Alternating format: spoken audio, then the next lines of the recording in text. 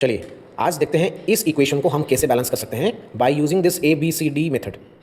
देखिए मैंने यहाँ पर इक्वेशन लिया है potassium permanganate plus hydrochloric acid when they react they forms potassium chloride plus manganese chloride plus water plus chlorine. हम इतना बड़ा इक्वेशन को कैसे बैलेंस करें, वही ABCD का ट्रिक जो हमारा क्लास 10 में है उसी को फॉलो करते हैं, मगर बहुत सारे बच्चे इसमें थोड़ा गलती कर लेते हैं। तो आइए समझते हैं आज ये टोटल कंप्लीट ट्रिक ABCD वाला जो ट्रिक है उसको अच्छे से समझते हैं। देखिए मैंने यहाँ पर ABCDEF लिख दिया है।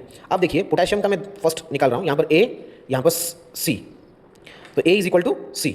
अब मैंगनीज का देखते हैं, मैंगनीज का A, यहाँ पर D, so A is equal to D।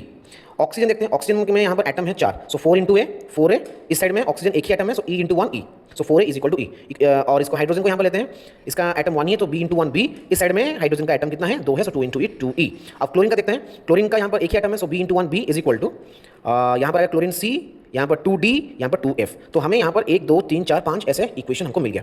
Now let इनमें से आप A C D E B F मैंने यहाँ पर जो लिया है, मैंने यहाँ पर A को वैल्यू लिया है 1 लिया है, तो आप किसी को भी ले सकते हो, C को ले सकते हो, D को ले सकते हो, कोई प्रॉब्लम नहीं है। सो मैंने यहाँ पर A को लिया है 1, then A is equal to 1 means C will be equal to 1, D will be equal to 1, और ये D इक्वल टू 1 है तो यहाँ पर मैं यदि यहाँ पर दूंगा वैल्यू पुट करूँगा, D का वैल्यू यहाँ पर 1 है तो A का वैल्यू भी 1 है, सो यहाँ पर यदि मैं A का वैल्यू पुट करता हूँ so I will get E is equal to 4।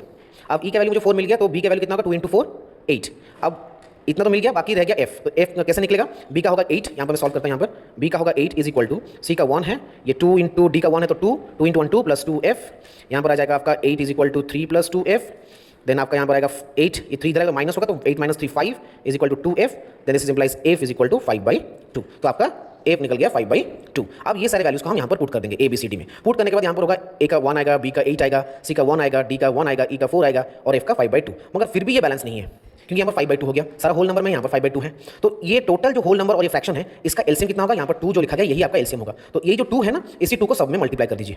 So 2 into 1 2, 2 into 8 16, 2 into 1 2, 2 into 1 2, 2 into 4 8, और यहाँ पर जब हम 2 मल्टीप्लाई करेंगे तो 2 2 कट हो जाएगा तो रहेगा आपका 5। तो आपका ये जो बन गया ना, ये आपका रिक्वायर्ड बैलेंसिंग इक्वेशन। आप उसको देख सकते हो, यहाँ पर पोटेशियम 2 है, यहाँ पर भी 2 है, मैंगनीज 2 है, यहाँ पर मैंगनीज 2 है, ऑक्सीजन 8 है, ऑक्सीजन यहाँ पर भी 8 है, हाइड्रोजन 16 है, 8 इंटू 16 भी यहाँ पर भी है, क्लोरीन 16 है, यहाँ पर भी 5 इंटू 10 10 प्लस ये 4 14, ये 2 16, तो टोटल अभी बैलेंस इक्वेशन आपका बन गया। तो यदि आप उसको समझ पाए हो तो ये वाला क्वेश्चन आप उसको बैलेंस करके दिखाओ, comment and find out and right the balance chemical equation of this question. Thank you.